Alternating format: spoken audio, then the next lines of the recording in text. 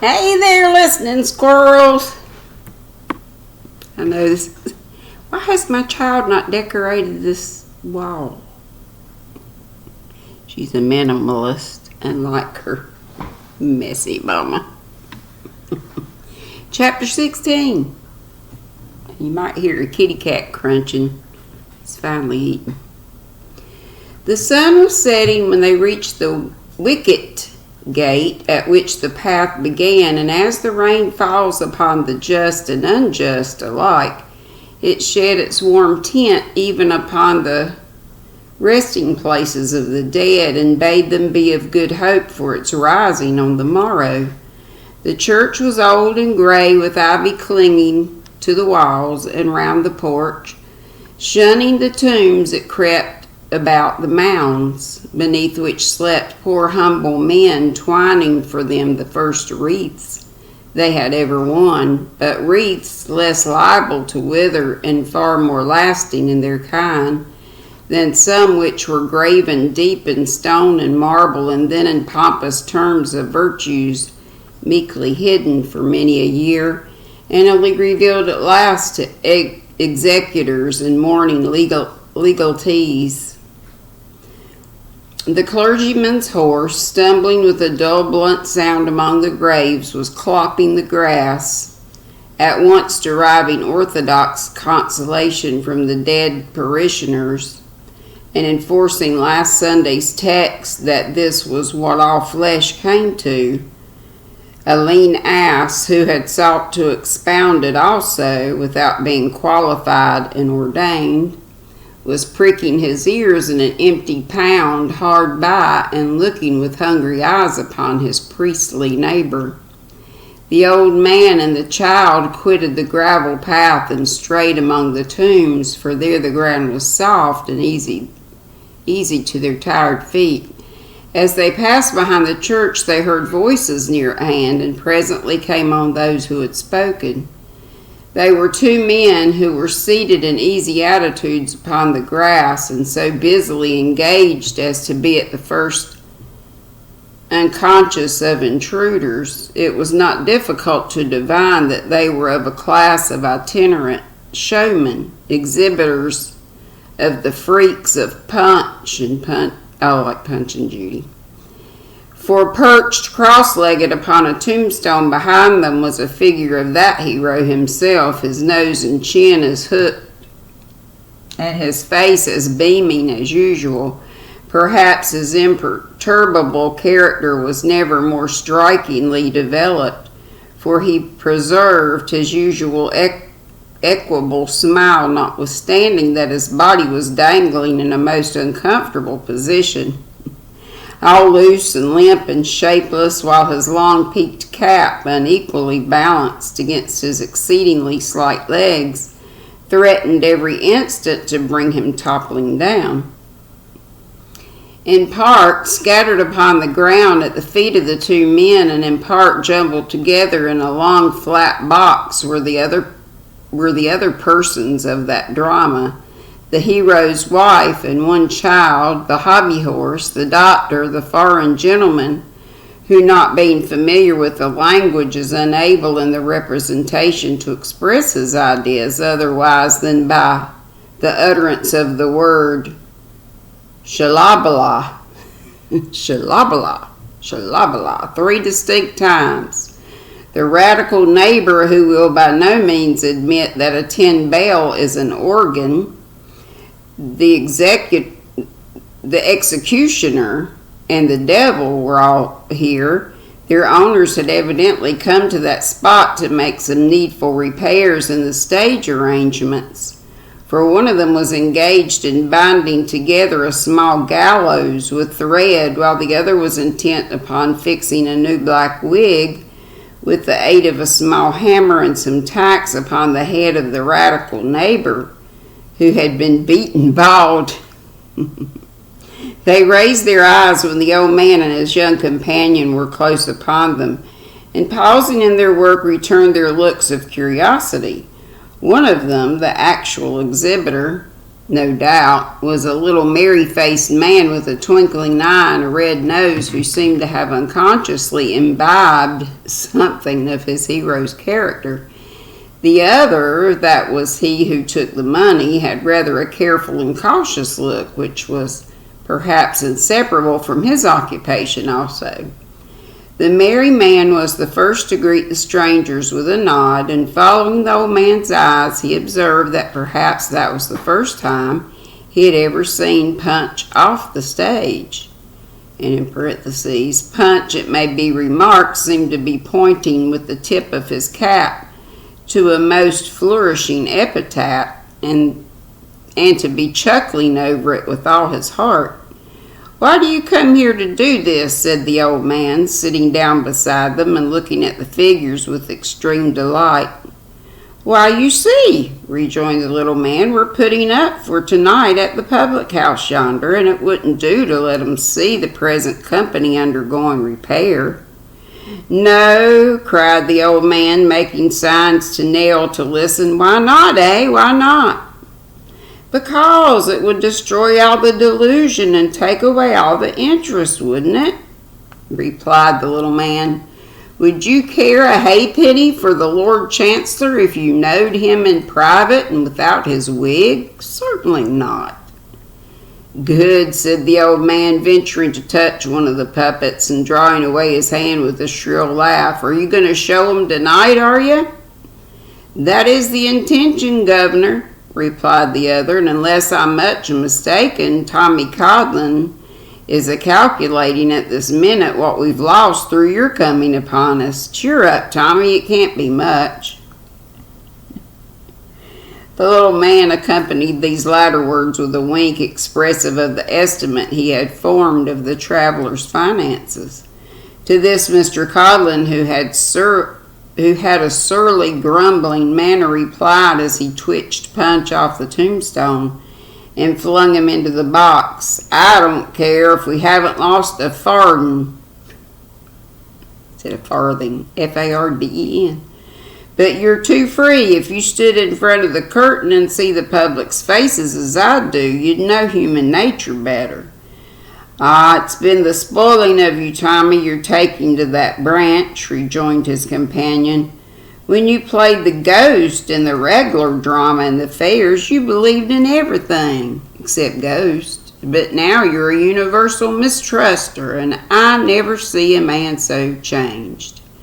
"Never mind," said Mr. Codlin with the air of a discontented philosopher. "I know better now, and perhaps I'm sorry for it." Turning over the figures in the box like one who knew and despised them, Mr. Codlin drew one forth and held it up for the inspection of his friend. "Look here. Here's all this Judy's clothes falling to pieces again. You haven't got a needle and thread, I suppose?" The little man shook his head and scratched it ruefully as he contemplated the severe indisposition of a principal performer. Seeing that they were at a loss, the child said timidly, "I have a needle, sir, and my basket and thread too. Will you let me try to mend it for you? I think I could do it neater than you could." Even Mr. Codlin had nothing to urge against a proposal so seasonable. Nellie, kneeling down beside the box, was soon busily engaged in her task and accomplishing it to a miracle.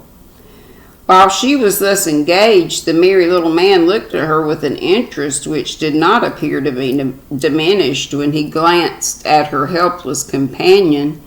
When she had finished her work, he thanked her and inquired whither they were traveling. "No further tonight, I think," said the child, looking towards her grandfather.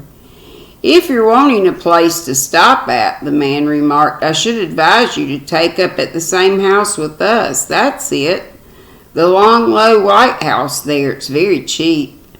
The old man, notwithstanding his fatigue, would have remained in the churchyard all night if his new acquaintances had remained there too. As he yielded to this suggestion a ready and rapturous assent, they all rose and walked away together, he keeping close to the box of puppets in which he was quite absorbed. the merry little man carrying it slung over his arm by a strap attached to it for the purpose, Nellie having hold of her grandfather's hand, and Mr. Codlin sauntering slowly behind, casting up at the church tower and neighboring trees such looks as he was accustomed in town practice to direct to drawing room and nursery windows when seeking for a profitable spot on which to plant the show. The public house was kept by a fat old landlord and landlady who made no objection to receiving their new guests, but praised Nellie's beauty and were at once prepossessed in her behalf. There was no other company in the kitchen but the two showmen, and the child felt very thankful that they had fallen upon such good quarters. The landlady was very much astonished to learn that they had come all the way from London, and appeared to have no little curiosity touching their farther destination. The child parried her inquiries as well as she could, and with no great trouble, for finding that they appeared to give her pain, the old lady desisted. "These two gentlemen have ordered supper in an hour's time," she said, taking her into the bar, "and your best plan will be to sup with them.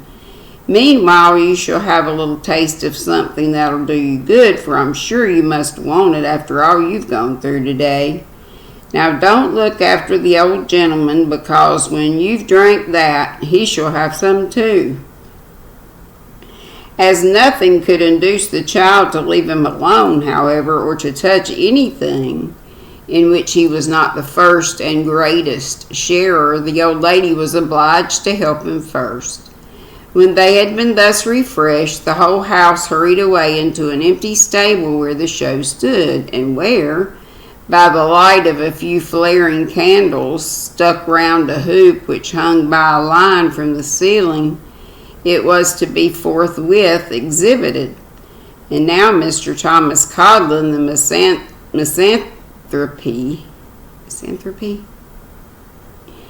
after blowing away at the pan's pipes until he was intensely wretched, took his station on one side of the checked drapery which concealed the mover of the figures, and putting his hands in his pockets, prepared to reply to all questions and remarks of Punch, and to make a dismal feint of being his most intimate private friend, of believing in him to the fullest and most unlimited extent, of knowing that he enjoyed day and night a merry and glorious existence in that temple, and that he was at all times and under every circumstance the same intelligent and joyful person that the spectators then beheld.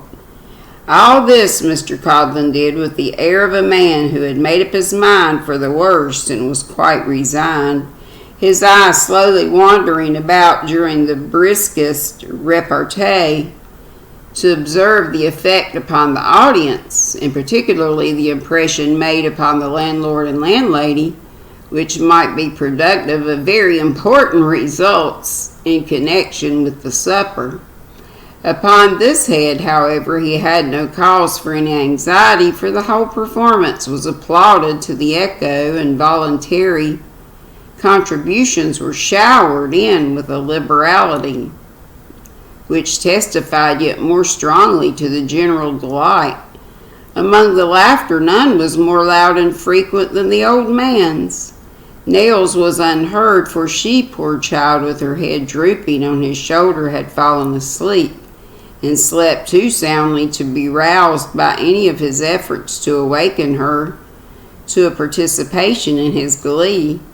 The supper was very good, but she was too tired to eat, and yet would not leave the old man until she had kissed him in his bed. He happily, insensible to every care and anxiety, sat listening with a vacant smile and admiring face to all that his new friend said. And it was not until they retired, yawning, to their room that he followed the child upstairs.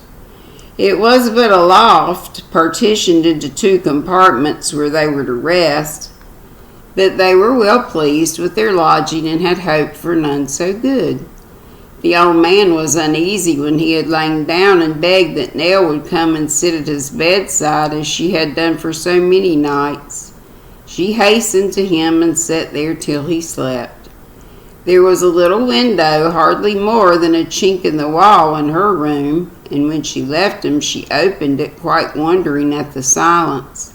The sight of the old church and the graves about it in the moonlight and the dark trees whispering among themselves made her more thoughtful than before. She closed the window again and sitting down upon the bed thought of the life that was before them. She had a little money, but it was very little. And when that was gone, they must begin to beg. There was one piece of gold among it, and an emergency might come when its worth to them would be increased 100-fold.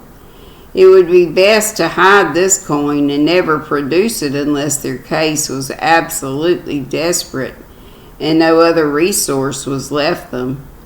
Her resolution taken, she sewed the piece of gold into her dress and going to bed with a lighter heart, sunk into a deep slumber. And that's it. That's it and that's all. Only 16 minutes in chapter 16. So, good Lord willing, the creek don't rise. We'll get to chapter 17 tomorrow. Y'all have a good night.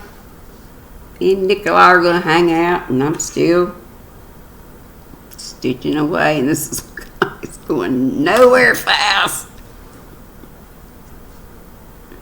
Love y'all. Bye-bye. Be sweet. Don't be ugly.